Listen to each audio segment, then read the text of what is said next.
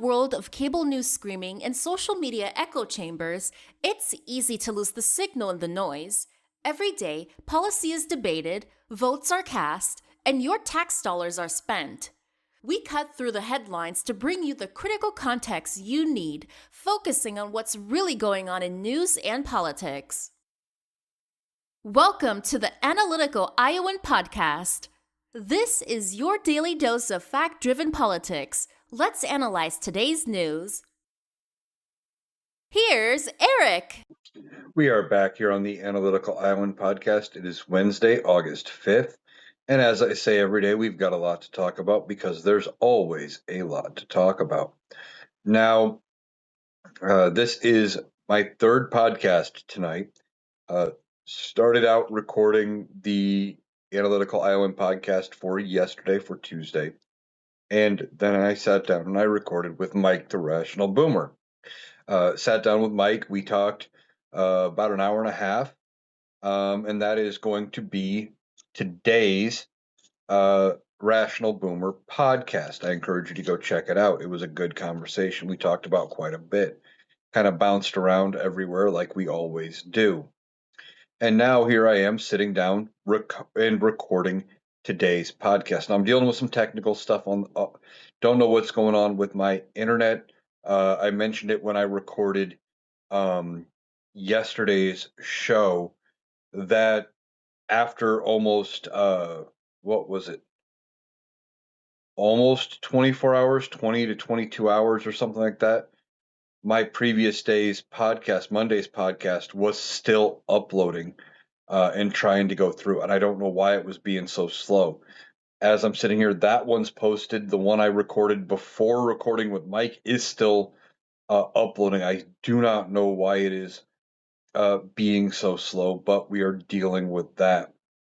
And then something else to look forward to tonight on TikTok. Mike has said he's right now planning to do a TikTok live, probably in the area of 9:30 Central Time.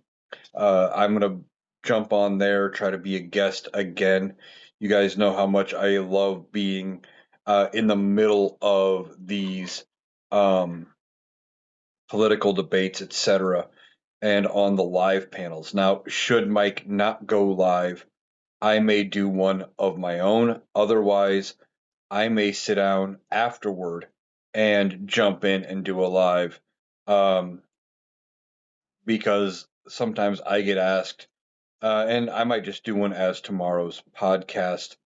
We'll have to see how that shakes out. If not, I might do a late night live Thursday night into Friday morning as Friday's podcast. So keep an eye out for that.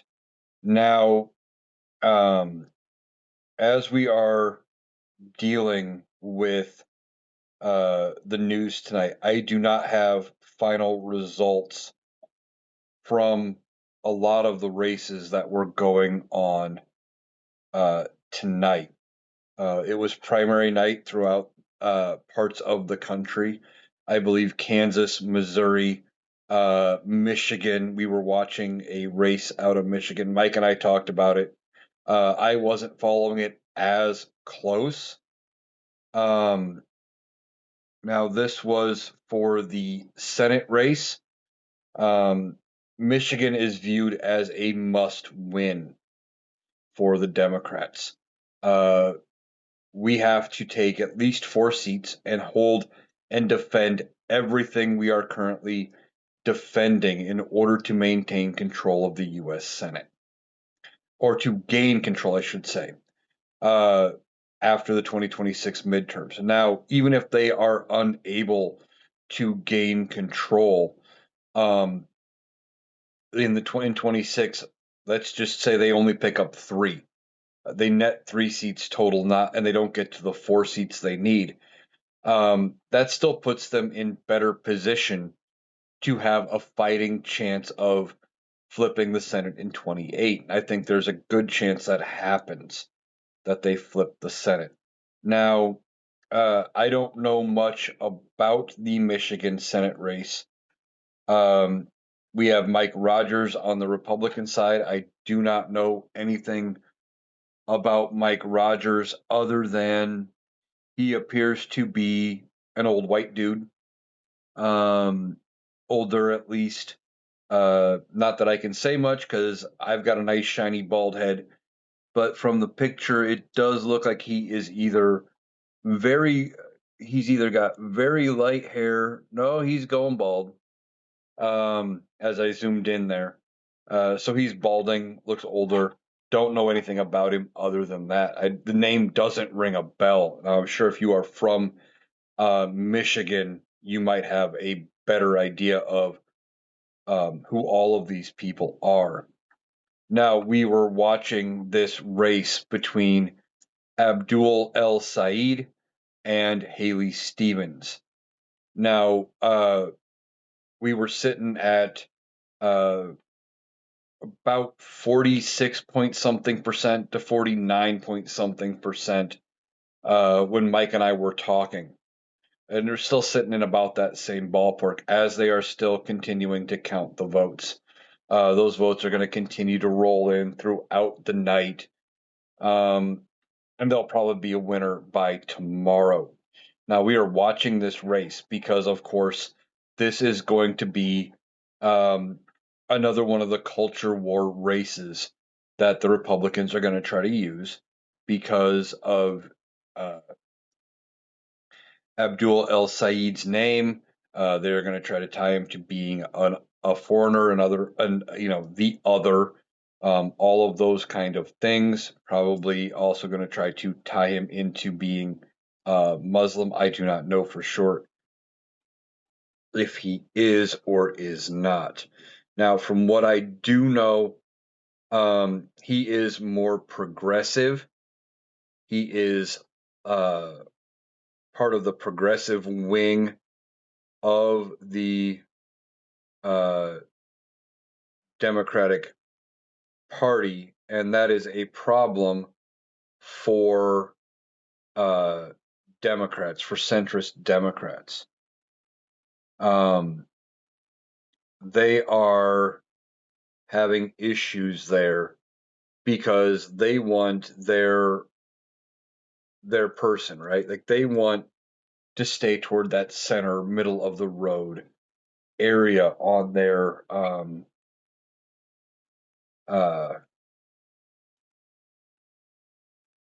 uh, you know, they want to be the center. They don't want to go too far left. And going left is exactly what we need. Okay. The the way Mike and I were talking about it during uh the Rational Boomer Live, and if you are from the Midwest, specifically the upper Midwest, where the winters get kind of rough, you know exactly what we are talking about. We were comparing it to driving on and ice and snow covered roads. And right now we are skidding right as the car is going. Now it seems counterintuitive, but as you're skidding, you turn the wheel and you got to crank it hard the other direction, and you're going to swing back the other way, and then eventually you're going to slowly kind of as you swing back and forth, you're going to eventually end up in the middle. If you only try to adjust and get yourself back in the middle, you are going to end up in the ditch almost every single time. It's going to happen. And as somebody who has been in the ditch in winter, I know how it happens, and it comes out of nowhere. Um, you learn how to make sure it doesn't happen again. So we're going to have to swing kind of left. Now, I just looked him up. Abdul El Said, slightly younger than me. Uh, he's a progressive Democrat. He was director of Department of Health and Human and Veteran Services of Wayne County, Michigan, till 2025. He was a 2018 gubernatorial candidate. Um, Graduated the University of Michigan and Oriel College uh, Oxford attending them on full tuition scholarships and a Rhodes Scholarship, respectively. He has a Doctor of Medicine from Columbia. Very well educated individual, it's the way it sounds. Was an assistant professor of uh, epidemiology at Columbia up to from 2014 and 2015. Executive director of the Detroit Health Department and health officer for the city of Detroit until 2017. And he has publications in public health. So it looks like he is very well um, versed in medicine, political positions, progressive Democrat, supports Medicare for all, co wrote a book on the topic, has vowed not to accept PAC donations, only taking money from individuals, served as a national campaign surrogate for Bernie Sanders' 2020 presidential campaign, speaking on his behalf at events and in the media. In 2018, El Sayed supported repealing Michigan state laws that block local governments from levying. I'm struggling, and I apologize. Only because this is my third podcast tonight. Levying a municipal sales tax or enacting rent control laws. So it sounds like he wants to do things similar to what uh, uh, Mamdani has done in New York City. Supports stronger enforcement of anti-monopoly laws, which I want to go into for a minute. We need that. We have gotten away from the anti-monopoly, the trust busting and stuff that we used to do. Um, a lot of you might remember, the older ones of us, when there were only three major television networks. And in the late 80s, the appearance and the emergence of Fox, when they forced to become more competitive. Also, the breaking up of the phone companies, which led to Sprint, um, and some of the other things like that. Competition is a good thing, and we're allowing these companies and these corporations to remerge and come back to being one giant conglomerate. Look at cell phone carriers at this point. You have about three options outside of some of the niche ones, but even the niche ones and the supposedly cheap ones like Mint Mobile and some of the others are still connected to and contracting with the other major carriers. You have Verizon, you have AT&T, and you have T-Mobile. And that's about it for major carriers. The rest are all subsidiaries or partnered with the other big ones, and that causes problems, right? We have to do more to break up some of these monopolies. That is one of the ways we will get back to things being affordable. Um, and we have to look at doing things to protect some of the lower value or the lower cost options. Like, I think this administration dropped the ball by not saving Spirit Airlines, um, and just said, well, it is what it is. And the market did what it did. For the environment, El Sayed, uh, his website identified clean air and water as a priority, called for tougher enforcement of environmental laws, merging the Department of Natural Resources and the Department of Environmental Quality into a single Department of the Environment, and achieving 100% renewable energy in Michigan by 2030.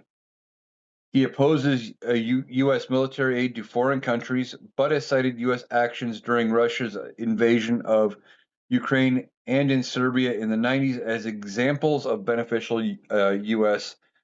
intervention. This year, he said he would end U.S. assistance to Israel, Jordan, Saudi Arabia, and Egypt. Now, those are all things that are going to be controversial. And um, I have not seen anything here on uh, religion, etc. But ending some of the military aid, uh, going against, um, going up against Israel, saying he doesn't want to give them military aid, is opposed to Israel, etc., is not going to win him a lot of friends in Washington, D.C. But that's a good thing. Unfortunately, we are right now doing the bidding in a lot of ways of Bibi Netanyahu and Israel in regards to this Iran conflict, the Iran war. Um, so, moving on from Al Said, hope we're going to follow the race. We're going to see where the results shake out for tomorrow. We'll probably have a result there in the morning.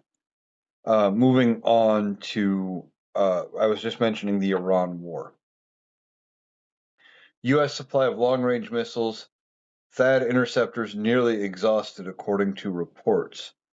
This comes from The Hill. The U.S. military supply of its premier long-range missiles and interceptors for a key missile defense system are nearly exhausted after over 5 months of airstrikes against Iran, underscoring worries about U.S. preparedness to fight other conflicts that may emerge around the world. News outlets reported yesterday, or yesterday as you're listening to this. The Army has expanded virtually all of the Army tactical missile systems and precision strike missiles, surface to surface munitions, which cost $1 million each, Reuters reported, citing two sources familiar with the matter.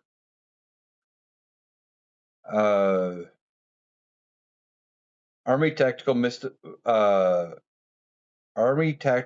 systems, missiles, which are made by Lockheed Martin, can be fired from the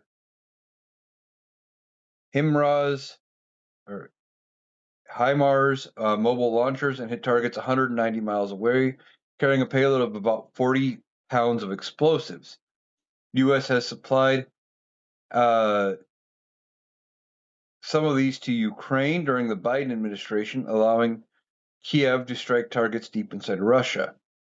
The other one, sorry, I don't have these acronyms memorized. Precision strike missiles, which are also produced by Lockheed Martin, is the next generation long-range missiles with a range of over 300 miles, and they were designed to replace the Army Tactical Missile System missiles. Due to it being a newer munition with deliveries starting in 2023, the PRSM inventory was limited even before the conflict with Tehran. A Center for Strategic and International Studies report from April estimated that the U.S. Military had about 90 before the war. Dwindling quantity of these munitions could mean the U.S. military might need to lean on piloted bombing efforts if President Trump greenlights expanded airstrike campaigns against Iran. The president said the U.S. has far more munitions than anyone in the world and far more than we need, according to a statement provided to Reuters. But see, that's Donald Trump. He brags. Everything he says is bullshit. He brags about all this stuff. Oh, we got more missiles than we need. Oh, we've got a bigger supply than anybody ever expected. Oh, we got more of this, more of that. And then push comes to shove. I mean, how many times has he told us that Iran has been completely decimated, that their military is non-existent, yet we're still trading blows? If they were destroyed to the level Donald Trump claims, if that was a legitimate deal, then we wouldn't be sitting here with this. They would be begging, the way Donald Trump believes they are, for terms, but they're not. In fact, when Donald Trump says, "Oh, we're going to push off uh, bombing Iran because they're seeking a deal," and Iran says, "Yeah, we're not talking to anybody. We don't want anything," it just shows that he's a liar. Sorry about that. Lost my train of thought and then had to let the dog out. She was starting to drive me crazy. Anyway, uh, he continues. Our defense companies are at this moment making more munitions than they ever have made before, in addition to expanding their plants and equipment at record levels. Really? Prove it. He just says things.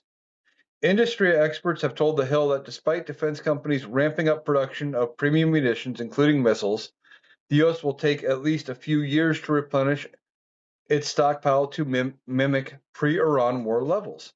In addition, the U.S. military has used close to 80% of terminal high altitude uh, area defense missiles in inventory and about half of its Patriot interceptors since the war started, CNN reported, citing two people familiar with the matter. Really? I mean, all this thing has done has cost us money. It's wrecked the economy. It's cost American lives, American military lives, um, wrecked our standing in the world. We've gained nothing. And it's going to take years to replenish our uh, stockpile. The way Donald Trump acts, he acts like this is a video game, which I guarantee you he has never played a video game in his life. But that he can just walk into any store and say, "I want 1,000 of those," and he has them in 3.2 seconds. He's a businessman. He should know that it takes time to produce these things. But he's acting like it's no big deal, that he can do whatever he wants. According to what is this acronym here? Uh, the Center for Strategic and International Studies, the U.S. military had about 452 uh, uh, terminal high altitude area defense missiles in its arsenal, and around 2,200 Patriots. Uh, Chief Pentagon spokesperson Sean Parnell told CNN America's military is the most powerful in the world and has everything it needs to execute at the time and place of the president's choosing. We've executed multiple successful operations across combat commands or combatant commands while ensuring the U.S. military possesses a deep arsenal of capabilities to protect our people and our interests. Yeah, they're just taking the Trump line, right? Say it long enough, say it loud enough. Um, you know, everyone's going to believe it. The thing is, what Iran is showing, we laughed at Russia for being a paper tiger in the Ukraine conflict. Oh, look, they're out of this, they're out of that, they're not holding up. We're in the same boat. Our biggest asset was the fact that we were never challenged with how much we had because we didn't need it. As Teddy Roosevelt, the famous Republican, once said, "Speak softly, but carry a big stick." And that's what our strength was, right? We were able to do a lot without having to use any of the munitions. And now that Donald Trump has pushed that boundary, we're in trouble. Now, Defense Secretary Pete Hegseth pushed back on CNN's reporting, uh, blasting the Chiron the network displays, calling the weapon supplies dangerously low. He said on social media yesterday, "The banner is not true at CNN. Shame on you. We don't hate the fake news media enough." Well, you're right. You guys don't hate the fake news media enough. You love it. When you have Fox News, who is the epitome of fake news, who sits there and says in court that they are not a news network and doesn't understand why anybody would believe anything they say, that's a bad sign, right? But uh, Hegseth Trump, most of the Republicans love Fox News. And one of the things Mike and I were talking about over on the Rational Boomer podcast is this idea that you'll have discussions with people who are MAGA, who get their news from Fox, and you will tell them the real story of some of the things going on, and they'll go, "Well, I've never heard that," because it's true. Fox News doesn't tell them anything. I guarantee you, Fox isn't telling them that we are running low on munitions. U.S. allies in the Gulf have voiced concern over the state of the stockpiles of air defense systems the nations rely on to shoot down Iranian missiles and one-way attack drones. The U.S. had over 450 THAADs before the Iran started and was left with between 234 and 278 as of late July, an estimate from the acronym go Center for Strategic and International Studies. I should remember that by the time I get to the end of the article, but because I'm stopping to explain in between, I kind of forget the acronyms here. Diminished stockpiles may force the United States and its coalition partners to take more risks with interceptions. There are no good alternatives to Patriot and THAADs for ballistic missile defense, the Center for Strategic and International Studies said in its July 27 report, adding that U.S. Navy ships with standard missiles that can intercept such threats generally are too far away. THAAD interceptors, which are produced by Lockheed Martin, are truck-mounted launchers that can shoot down short, medium, and intermediate range ballistic missiles, along with intercepting targets inside and outside the Earth's atmosphere. So we are running low on munitions. Who would have guessed that starting a huge war could lead to us running short on munitions? It's almost like they didn't have a plan when they got into this race. They didn't have a plan to end up getting out of it or anything. Now, we haven't heard anything official about her job, but Jeanine Pirro could be in trouble. Reflecting pool reversal brings scrutiny on cases Pirro's job security. U.S. Attorney Jeanine Pirro's decision to drop cases against people suspected of damaging the Lincoln Memorial Reflecting Pool has opened a new line of scrutiny around the potential legal ramifications. As lawyers question what federal prosecutors knew and when, some have suggested civil rights or defamation suits may follow, and they probably will. They targeted certain people, said you had damaged and vandalized the reflecting pool. And then it came out, no, you really didn't. It was improperly installed. The about face has made Pirro a longtime ally of President Trump, the latest target of the president's frustration over what he sees as letting people get away with vandalizing an iconic landmark in the nation's capital. Monday, the president met with Pirro and Interior Department Secretary Doug Burgum, shortly after venting about the situation in the Oval Office. The Justice Department moved in recent days to dismiss charges against 4 people who were accused of tampering with the pool after its multi-million-dollar renovation last month, including Olympic canoeist David Hearn. Federal grand jury indicted him in early July on felony destruction of property charge. The other 3 defendants were charged with misdemeanor crimes. All pled not guilty. Prosecutors offered no explanations in court filing as why they no longer wish to pursue the charges against Justin Carreno, Cameron Thiers, and Sophie Denison Gibby. Probably because, just like with the Hearn case, they didn't have any evidence. See, judges don't like it when you bring charges and you can't produce evidence. Much like when you go and you file a civil suit and you can't produce evidence. Before a July 31st motion in Hearn's case, indicated that the U.S. Attorney's Office for the District of Columbia had received new information that deemed vandalism was likely not to blame. Let's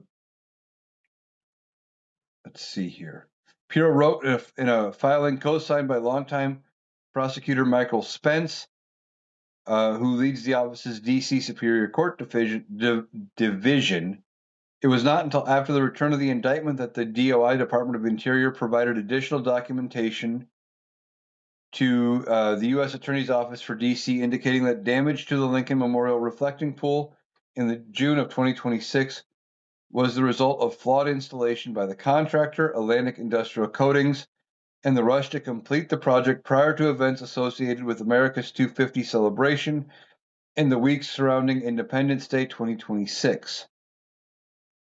So they're saying it was handled wrong, it was installed wrong. Now, the other thing that could have happened with the reflecting pool was the fact that they drove the presidential motorcade over it. I guarantee that didn't help. Piro's office pinned fault on Burgum's department for not being forthcoming with information at the outset of the case, a claim defense attorneys aren't buying. Hearn's attorney Norm Eason, Mary Dorman, and Steve Levin said in a statement Monday her claim that she and her office were previously duped by the Interior is nonsense. Carreno's lawyer, who said his client lost his job after his arrest, was pleased with Piro's decision to drop the case, but argued it should have never been brought in the first place. There was no actual crime committed by anybody who was charged, and they sort of went looking for people to blame for what had happened because people were unhappy with the condition of the reflecting pool. And I think what happened at the is that the experienced prosecutors in that office knew that the information that went into that motion to dismiss was going to have to be disclosed, said David Benowitz, a partner at Price Benowitz LLP. Benowitz was equally skeptical about prosecutors' timeline, pointing to discovery details in Hearn's defense filings that showed a government witness testified to the grand jury that damage was already there and repairs would have been needed regardless of his actions. So if that was already presented to the grand jury, how the hell did they get the indictment? He said they all knew that before they went out to the press and talked about, vandalism, and before Jeanine Pirro got up there and started, making all these improper statements about Mr. Hearn. So now to come back and say Department of Interior hoodwinked us, just to me, not credible. Pirro's office in the White House did not immediately respond to the Hill's request for comment. Grand jury proceedings are kept private with only prosecutors, jurors, and witnesses and a court stenographer allowed in the room. Bennett Gershman, a law professor at Pace University and the author of Prosecutorial Misconduct, said prosecutors generally have a responsibility to only present cases to a grand jury that they are confident could secure a conviction beyond a reasonable doubt at trial. The unknown of what happened behind closed doors can make the process ripe for misconduct, but proving that can be difficult. There's very little accountability, that's a fact, he said. Both Hearn and Carreno's defense team said they are evaluating their legal options, which could include potential civil rights claims. Prosecutors may also face professional discipline if intentional misconduct is found.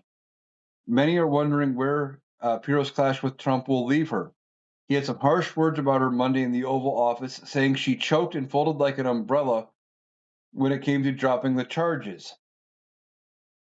See, Donald Trump wants someone to blame. It can't be his fault.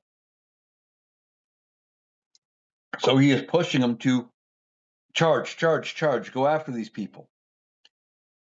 One GOP strategist told The Hill, Trump is frustrated because I understand he chewed her out behind closed doors. This strategist said, though, they do not see Pirro being fired just yet, saying, at this stage, I don't see the president dismissing her because she's got a reputation for being tough on crime, and she's also notched up some victories in D.C., particularly teen curfews. Gershman echoed these sentiments. I think that he's going to keep her because they're longtime allies, and she's been good to him, and he's been good to her. But it's a curious case. Trump did acknowledge on Monday that the contractor's work may have been less than perfect, even as he was doubling down on the claims of foul play being most of the damage. He said, I'm not saying, sorry about that. He said, I'm not saying it was 100% thrilled with the contractor, but the contractor was rushing. We wanted to get it open for July 4th, and we got it done. But in addition, there was vandalism. So even when he says, and he agrees with the prosecutor, that there might have been something coming from uh, there might have been something coming with this whole thing that the contractor screwed up. He can't say, yeah, it was the contractor, because that means he picked a bad contractor. Can't say that. So he's got to stick to this vandalism claim. Uh, Senator John Kennedy of Louisiana backed Piro's decision to drop the case against Hearn. He said the stakes are a lot higher for U.S. Attorney Piro. You can't lie to a federal judge. If she can't prove her case, she was right to pull back. And that's true. If they can't prove their case, there's a big difference between going out, proving a case with an amount of evidence that looks like you are attempting to prove a case that is credible, and going in and doing this, right? Where it is overwhelming that what they are doing is railroading people.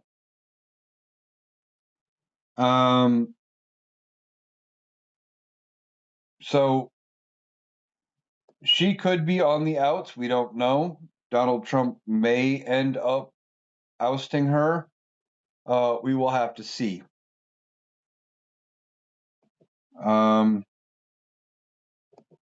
Moving on here. Also coming from the Hill, Maryland lawmakers approve redistricting referendum. Maryland voters are set to weigh in this fall on a state constitutional amendment that would clarify rules around congressional redistricting, putting the plan before old line state voters this fall. The State House voted 96 to 38, and the Senate voted 32 to 13 to approve the bill, which now moves to the governor for signature before it can head to voters in this fall's election. The bill needed to pass by today to meet a deadline to make the November ballot. Governor Westmore said, for over a year, I've warned that Donald Trump and Republicans across the country are working to rig the system and weaken voting rights. Today, the Maryland General Assembly took action to pass a constitutional amendment that, if ratified by the voters in November, will ensure that Marylanders and no one else have the final say over their representation. House Minority Leader Hakeem Jeffries thanked Moore and Maryland Democrats for standing up to the MAGA power grab. I haven't been overly thrilled with Hakeem Jeffries as of late. He may not, while he is minority leader now, when the Democrats take over control of the House, he might not be Speaker. We will have to see what happens and who all wins in the House coming up in November. He also said, together we will ensure it's the American people who decide our country's future in November, not Donald Trump. And I happen to agree with that. The bill could give Democrats more latitude to draw congressional lines in their favor. It clarifies that certain parameters on redistricting related to a 2022 court decision that struck down a 2021 map apply only to state assembly districts, not congressional maps. It authorizes the General Assembly to give the Maryland Supreme Court original jurisdiction to review congressional redistricting plans. The legislation does not draw congressional districts, it does not change a single line on a map, and it does not affect the 2026 election.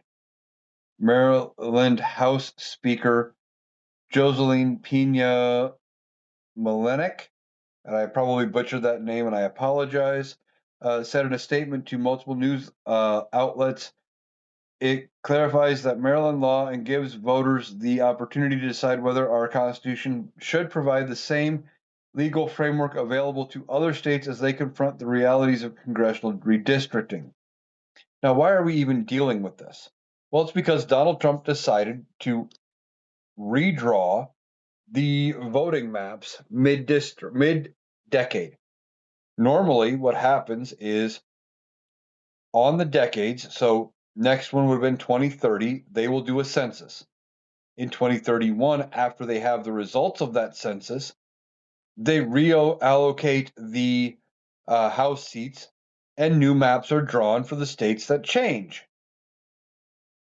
And some states, even if they don't gain or lose um, seats based on where the population is, they redraw their maps slightly to adjust for the new populations. But Donald Trump pushed Texas and other states to redraw their maps early, trying to make way for more Republican friendly seats because they're terrified of losing the midterms. Now, Democrats already hold 7 out of the 8 state House seats in Maryland, but lawmakers have been debating moves that could give them total control as the national fight over congressional lines rages on. Republicans in the state assembly broadly opposed the plan, but struggled to stall the efforts against Democrat majorities in either chamber.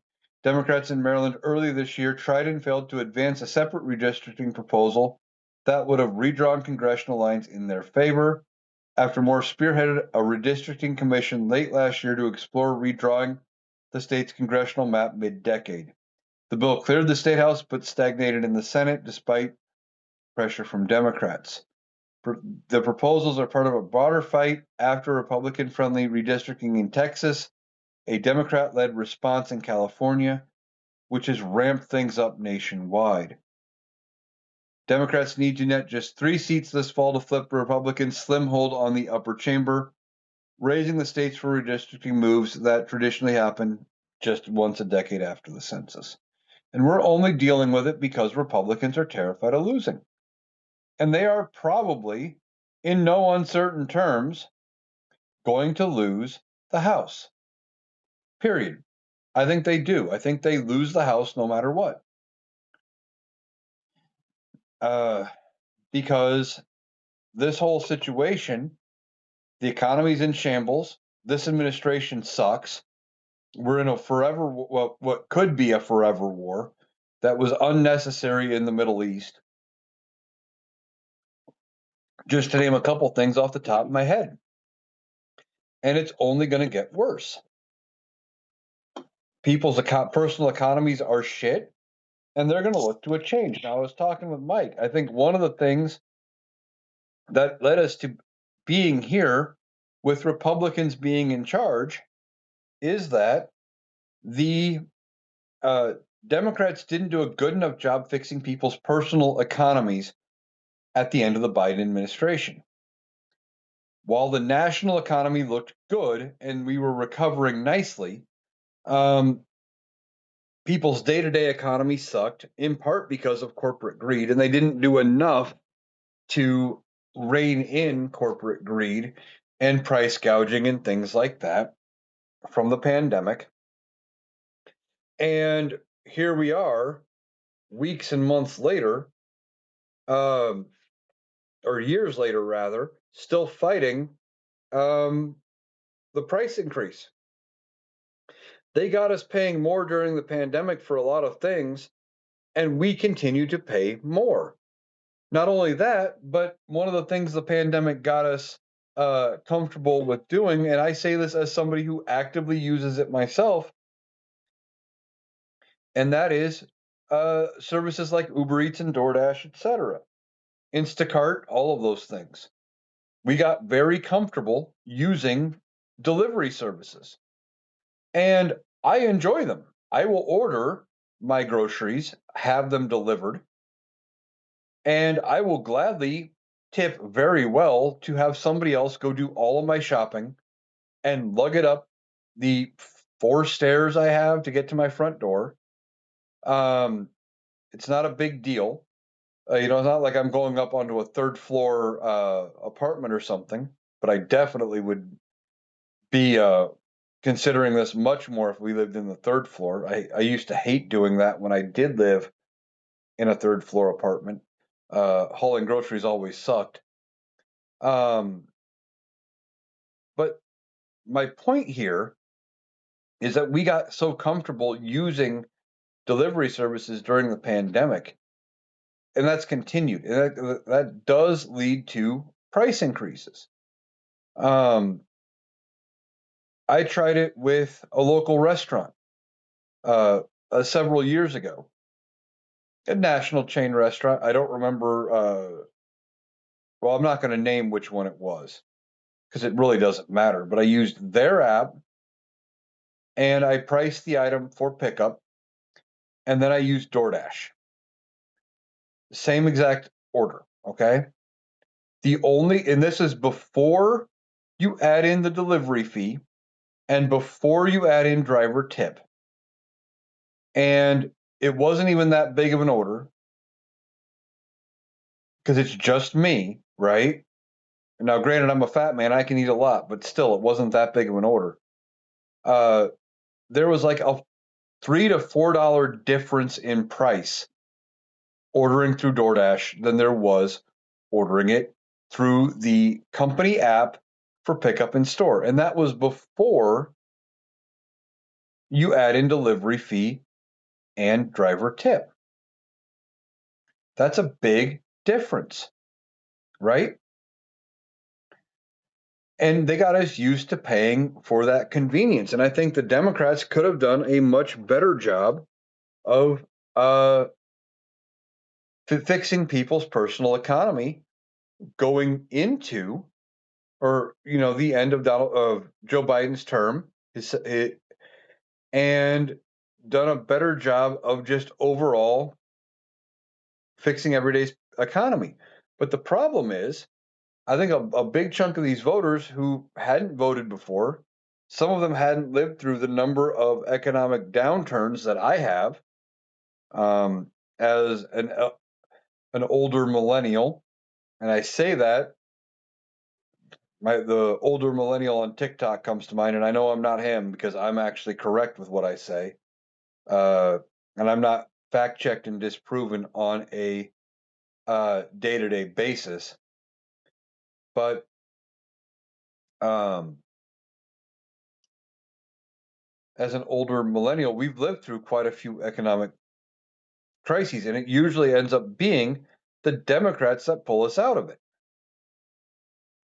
Well, I think some young people looked around and said, things aren't hot under a Democrat. Let's try something different. Problem is, they went from being kind of not so hot to completely and totally fucked under a Republican.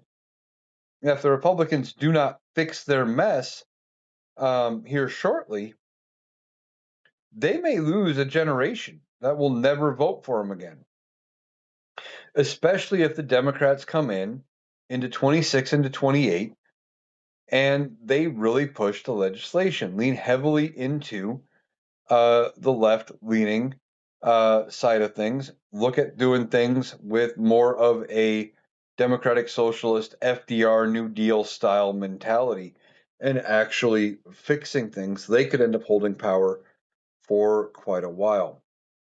Now, this might be the last story, depends on how long this takes me to get through.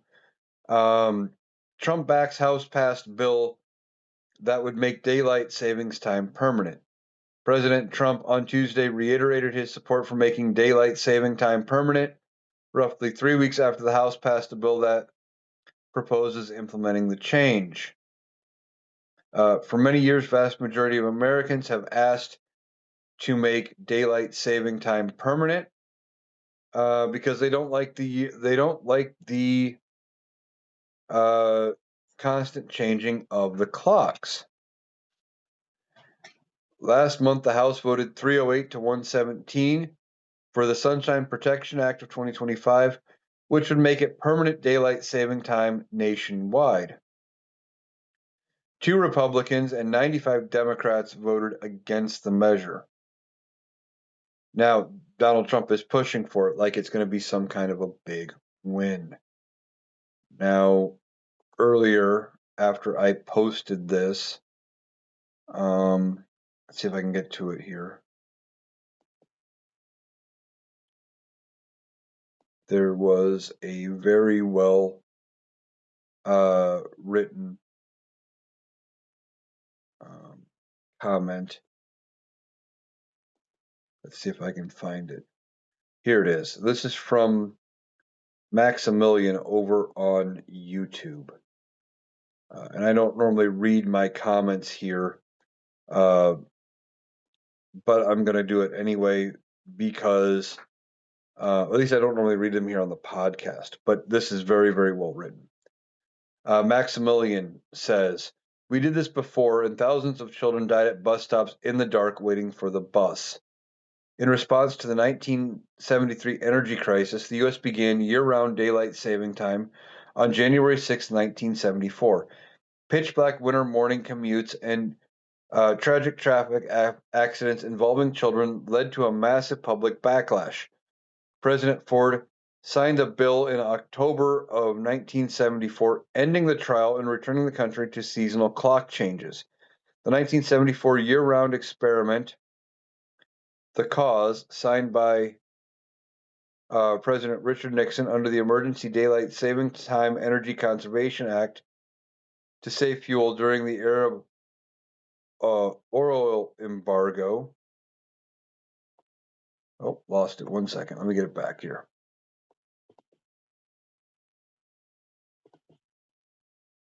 Um,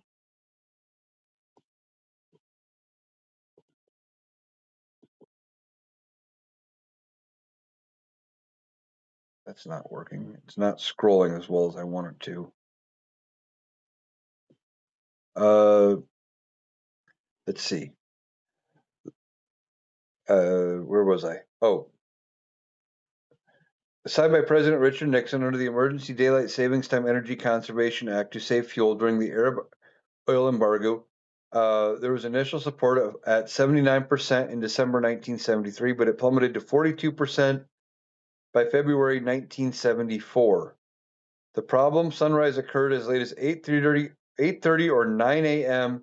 in parts of the country, forcing young children to walk to school or wait for buses in total darkness. Public outrage and safety worries, including fatal early morning accidents involving students, forced Congress to act.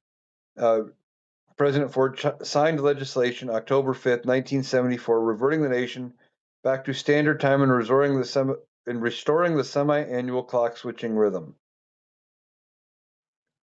And that's the thing here, right? We've done this before, but Donald Trump is pointing to it because he thinks it's going to be some big gotcha, some big win.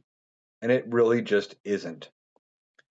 That he can point to it. See, I did that. I did that. Nobody else wanted to do it. Well, we did. We tried it. We tried it under the Nixon / Ford administrations. It failed. People got hurt. And now you want us to try it again. What is the famous quote? The definition of insanity is doing the same thing over and over again and expecting a different result. Well, did we not learn from our mistakes? Clearly, there's a reason why this actually makes sense. Maybe we should leave it alone. But, knowing this administration, he's going to continue to push for it because he needs a win, any win, something that they can campaign on going forward to attempt to have a fighting chance in these midterms. And I don't think it's going to be enough. I think it's almost a foregone conclusion that they lose the House, probably the Senate, and they're going to put some real pressure on Donald Trump after the midterms. All right, that is going to do it for today's episode of the Analytical Iowan Podcast. I want to thank you for taking the time to join me today. Hope you have a great day, and we will be back again tomorrow with another podcast. Also, be on the lookout for that TikTok live with Mike the Rational Boomer. I plan to be there for a guest. And if he doesn't go live, I probably will, and that will be tomorrow's podcast. Otherwise, I might do a late night one or something like that. So just keep an eye out for that. Hope you have a great day. We'll be back again tomorrow.